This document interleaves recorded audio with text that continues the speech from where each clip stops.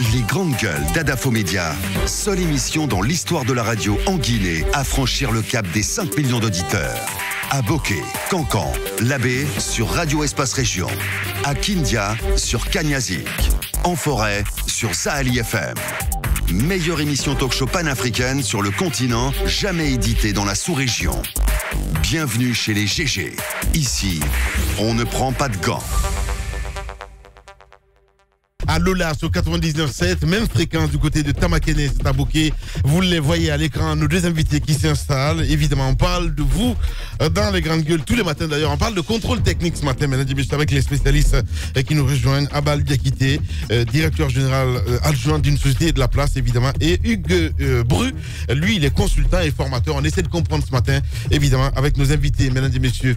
Si tout va bien, Prince, c'est comme vous voulez. On va essayer de s'intéresser aussi à ce tournoi corporatif, donc il démarre aujourd'hui avec Wassolon Agency, évidemment. Si vous voulez voir les journalistes jouer, ça va se passer, ça commence d'ailleurs aujourd'hui, évidemment, avec nos invités qui nous rejoignent, Tamba, Zachary Milimono, dans ce studio. Le temps, évidemment, de les intégrer, il n'y a pas de problème. Et quelques réactions des auditeurs sur notre plateforme. On a notre ami Ousmane Gawal qui réagit ce matin. Non, Mafoudia, les opérateurs économiques réagissaient aux violences dont ils faisaient l'objet et non pour soutenir un boire politique. C'est une mauvaise interprétation d'une réaction citoyenne que vous faites. Votre réaction est un soutien clair à cette dérive. Franchement, c'est honteux. Voilà, c'est notre ami voilà, Ousmane Gawal, évidemment, qui nous écrit ce matin.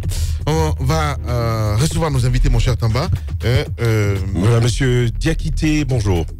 On va commencer avec vous, monsieur Bru. Bienvenue dans ce studio. Voilà. Il n'a pas de micro, vous pouvez prendre d'autres micros. Absolument. Voilà. Bonjour, bienvenue dans les Grandes Gueules. C'est toujours un plaisir de vous recevoir. On commence avec vous, monsieur Diakité. Le monopole a finalement été cassé par un décret pris début 2017. Le contrôle technique là, de 2017 à maintenant, disons qu'on a couru près de 2 ans. Qu'est-ce qu'on faisait depuis tout ce temps? Et le contrôle technique, vous l'annonciez, ça va commencer quand? Justement. Alors, mais bien avant, parce que comme on est avec les spécialistes, on parle chiffres ce matin. Le parc automobile en jeu en Guinée. Si on vous posait cette question, que diriez-vous? Je vous dirais que c'est à peu près 600 à 700 000 véhicules. Mais non, à peu près. À peu près. Je ne peux pas vous donner exactement parce qu'il n'y a pas de statistiques réelles. Ah ouais? Ah non, ouais. Sincèrement, il n'y a pas de visibilité là-dessus. Pourtant, nous avons, comment on appelle, le ministère, le CADA qui existe, et il y a aussi le ministère des Transports. Justement, et vous êtes spécialiste à la matière. Des taxes sont payées, des vignettes sont payées, mais justement, aussi des documents liés au cadre grise. Avec ça, on pouvait comptabiliser, n'est-ce pas, monsieur Diakité? Oui, on peut comptabiliser, mais ce que nous, on peut vous dire, on est une société privée. Les statistiques, je pense, c'est au ministère. C'est vrai, mais votre marché porte sur quoi? C'est pas un marché. Non, c'est un marché.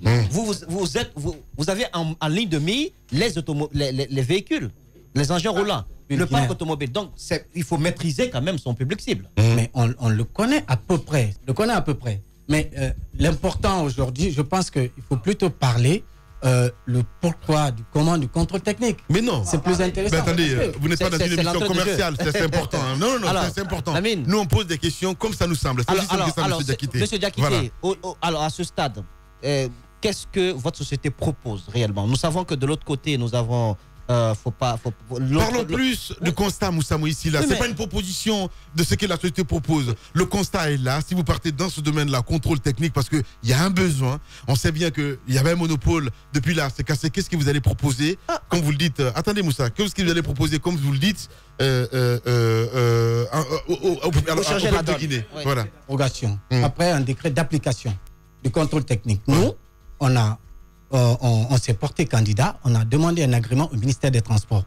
On nous a octroyé un agrément parce que tout en d'abord ayant vérifié nos équipements, la conformité de nos équipements, l'État nous a attribué un agrément qui nous permet aujourd'hui de faire le contrôle technique officiel.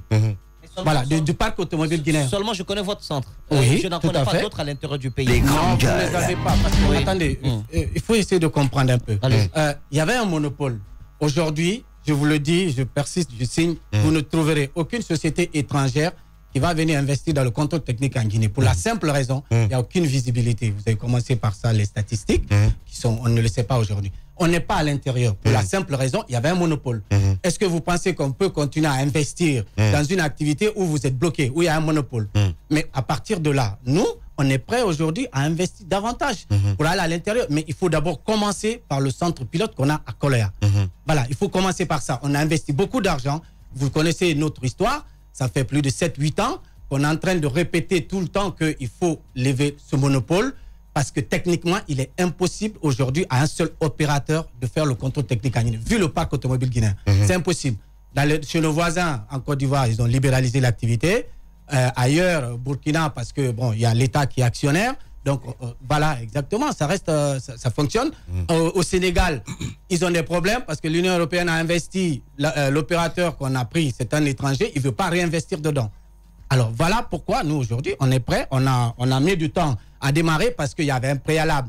Il fallait former, d'où la présence de M. Bru, il va vous expliquer un peu. Il fallait former des jeunes mécaniciens qu'on a recrutés pour devenir des contrôleurs techniques. La Guinée, c'est près de 10 millions d'habitants. Est-ce que vous 12 millions, pardon, excusez-moi. Est-ce que vous êtes à l'intérieur du pays aussi à côté? Non, on n'est pas encore à l'intérieur du pays. Et je vais vous dire une chose. Le ministère des Transports est clair là-dessus. On a levé le monopole. C'est pas un seul opérateur qui doit le faire aujourd'hui. Il y a d'autres personnes qui sont en train de... Et nous l'encourageons à ce qu'il y ait d'autres. Parce que vous êtes effrayé par la Civita qui est à l'intérieur du pays? Monsieur Silla, je vais être clair. Sincèrement, on n'a pas peur de la concurrence. Bien. En termes de contrôle technique automobile, et je dirais même en Guinée, il faut la concurrence.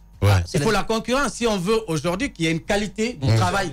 Voilà, le service. Il faut de la concurrence. Alors, votre partenaire, M. Bru, alors, je ne sais pas si vous connaissez suffisamment le parc automobile guinéen, mais est-ce qu'on a vraiment besoin de contrôle technique? Nos véhicules, ce sont des tombeaux roulants, ce sont des cercueils roulants. Le parc est déjà vieillissant. Qu'est-ce que ça peut changer et qu'est-ce que vous apprenez à ces jeunes mécaniciens? Ça va changer. Alors, tout d'abord, bonjour. Effectivement, c'est plus qu'indispensable, vous en doutez bien. Je ne connais pas tout à fait l'histoire du contrôle technique en Guinée, mais un petit peu quand même.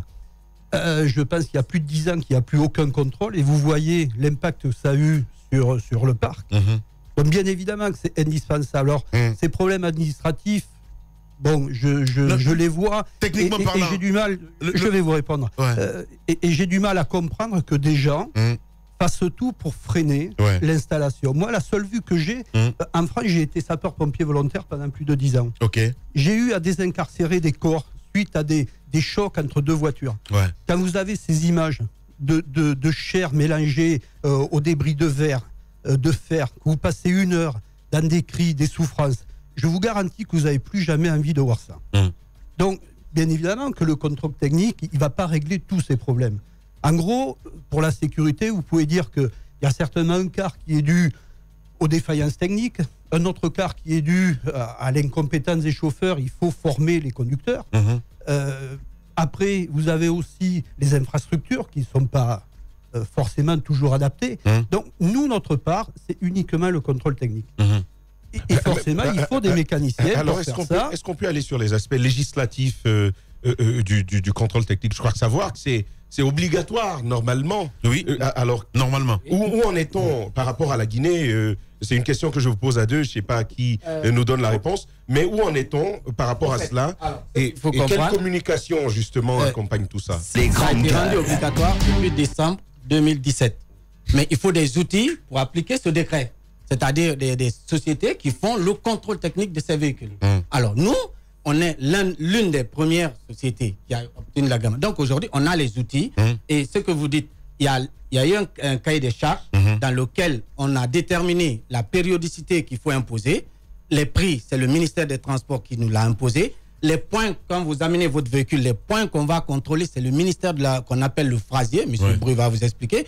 C'est le ministère des Transports qui nous l'a imposé. Nous, on a créé un logiciel spécial pour la gestion de ce point de contrôle. Voilà, les points à contrôler, c'est quoi? Les prix, déjà, quels sont les prix qui ont été imposés? Le point qu'on va contrôler sur les véhicules. Non, pour les prix, je vous le dis. Excusez-moi. Ça va faire l'objet d'une communication.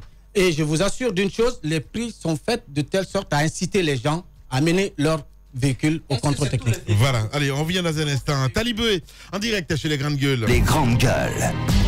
Talibé Barry, bonjour. Oui, bonjour, monsieur Guirassi. Bienvenue. Alors, le tournoi corporatif, on sait que le coup d'envoi, c'est aujourd'hui. D'ailleurs, le match d'ouverture, je dois faire partie de l'équipe de Ouassolo contre Orange Guinée pour le coup d'envoi. Alors, expliquez-nous pour cette nouvelle saison, qu'est-ce qui est prévu? Contre Orange Guinée? Oui, contre Orange Guinée. C'est pas un média quand même. Non, mais c'est le match d'ouverture. Eh ben. Voilà, c'est le match d'ouverture. Ce sont les guerriers qui ouvrent le bal. Ouais, mais bon. Voilà, ce sont les guerriers qui ouvrent le bal. Alors, donc, cette année, c'est quoi la nouveauté, monsieur Barry? Est-ce que l'intérêt du pays sera représenté? Est-ce que les dispositions sécurité également sont prises? Oui, parmi les innovations, il y a bien évidemment ce match qui est prévu à lever de rideau contre l'équipe de Orange Guinée. Ouassolo Azansi a voulu marquer davantage son implication dans ce tournoi en s'investissant lui-même donc à travers le match que les membres de Ouassolo eux-mêmes vont opérer cet après-midi contre Orange Guinée. Et parmi l'un de nos brillants joueurs, il y a bien évidemment M. Moussa Moïse Silla.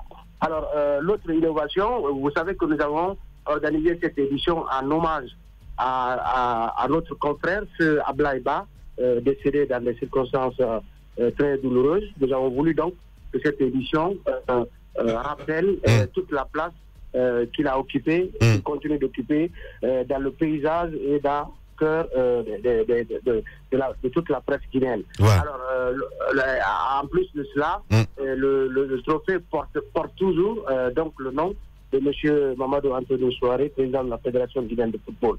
Alors, pour ce qui est de la participation des équipes de l'intérieur du pays, nous nous sommes fait l'obligation d'envoyer des courriers à l'ensemble des radios qui sont à l'intérieur du pays pour donc souhaiter leur participation au tournoi. Bon, comme l'année dernière, ce n'est que la voix de Tria qui a daigné donner son accord, et donc l'intérieur du pays sera représenté par la radio, la voix de Tria. Ouais. Alors, vous parlez, je veux dire, des médias. Il n'y a pas que les radios ou les télévisions, il y a aussi les journaux, il y a les sites internet, entre autres. Comment c'est possible? Ça, c'est la première question. Et deuxième question, est-ce que vous pouvez nous rassurer qu'il n'y aura pas de mercenaires? Parce que l'année dernière, évidemment, ça a failli un petit peu jouer, en tout cas en ce qui concerne l'image de Ouassolo Azansi. Ça, c'est très important. Parlez-nous un petit peu et rentrons dans les détails. Oui, justement, pour ce qui est de l'aspect inclusif de tous les types de médias que nous avons dans le pays, c'est une question qui est réglée. Pour ne pas faire la publicité, par exemple, du groupe dont je suis le directeur, c'est-à-dire, vous verrez que chez nous, c'est une équipe à la fois de la radio City FM et du journal La République. Il en est ainsi dans d'autres organes qui sont composés tantôt de radio et de sites, et tantôt de sites et de journaux. Et pour justement affirmer cette inclusivité, il y a par exemple les associations de presse qui auront des équipes. C'est le cas par exemple de l'AGIPEL, l'association de la presse en ligne. Et il y a le syndicat de la presse qui est une sorte d'équipe hétéroclite composée de journalistes des radios, des télévisions, des sites internet, et donc de tous les types de médias. Donc à ce niveau, l'inclusivité est garantie, et donc rassurez-vous que tous les types de médias prendront part à ce tournoi, auquel je rappelle qu'il y a 16 équipes participantes qui vont donc s'affronter pendant disons 16 journées de déroulement du tournoi. Bien. Et maintenant, pour ce qui est du dispositif contre le mercenariat, l'année dernière, il est vrai qu'il y en a eu qui se sont essayés à passer entre les mailles des filets, mais vous avez vu que la réaction ne s'est pas fait attendre, puisque rien que l'équipe, par exemple, une des équipes qui aurait dû jouer la finale, avait été disqualifiée parce que nous nous étions rendus compte qu'elle avait enrôlé des mercenaires. Une des équipes qui devait jouer le match de classement également a été éliminée parce que ayant enrôlé des mercenaires. Bien avant donc la finale, d'autres équipes en cours de chemin avaient été éliminées. Et cette année, nous avons durci le dispositif anti-mercenariat parce que nous voulons que ce soit seulement les hommes de médias qui prennent part à ce tournoi. D'accord. Alors, mon cher Talibé, alors dites-nous, l'année dernière, c'était Mohamed Koula Diallo, je crois, ou c'était l'autre. Cette année, confirmé, est-ce que c'est bien Abdoulaye Ba? Le trophée portera-t-il véritablement, vraiment, le nom de Abdoulaye Ba, notre regretté confrère? Oui, en fait, l'année dernière, le tournoi, l'édition de l'année dernière, ne portait pas le nom d'Abdoulaye Koula Diallo. Il est vrai que Ouassolo a organisé des activités à la mémoire de Koula, mais l'édition dernière ne portait pas le nom de Koula. Alors cette année, nous avons voulu vraiment marquer toute notre solidarité, notre compassion, et exprimer toute la souffrance que la perte d'Abdoulaye a suscité dans l'ensemble des médias. Donc, c'est ce qui fait que le tournoi s'intitule cette année Tournoi corporatif des médias guinéens Abdoulaye Ba, doté du trophée Mamadou Antonio Souare. Bien. Donc, le tournoi lui-même s'appelle désormais Abdoulaye Ba. Ça, c'est bien. Félicitations. Merci beaucoup, hein, Talibé Barry, il faut le rappeler. Hein, vous êtes le directeur de Ouassolo Agency, hein, c'est bien ça. Merci beaucoup. Le directeur des opérations de directeur, voilà, bah, écoutez, vous allez prendre la place de Titi. Merci beaucoup, Abdoulaye. Merci beaucoup, Talibé, et surtout, bon courage. Donc, rendez-vous hein, cet après-midi du côté de Stade de Nongo. Véritable success story de la radio Espace Guinée, les grandes gueules, détentrices des meilleurs scores radio en Guinée, de la meilleure émission talk show, a donné le créneau horaire du départ au bureau et du retour à la maison, récoltant depuis des années consécutives le titre d'émission la plus écoutée en Guinée, toutes catégories confondues. Un grand total de plus de 5 millions d'auditeurs ont été fidèles au talk show Les GG, diffusé jour après jour sur toutes les stations du réseau Adafo Média de 9h à 10h30, un exploit qui restera longtemps dans les annales de la bande FM en Guinée.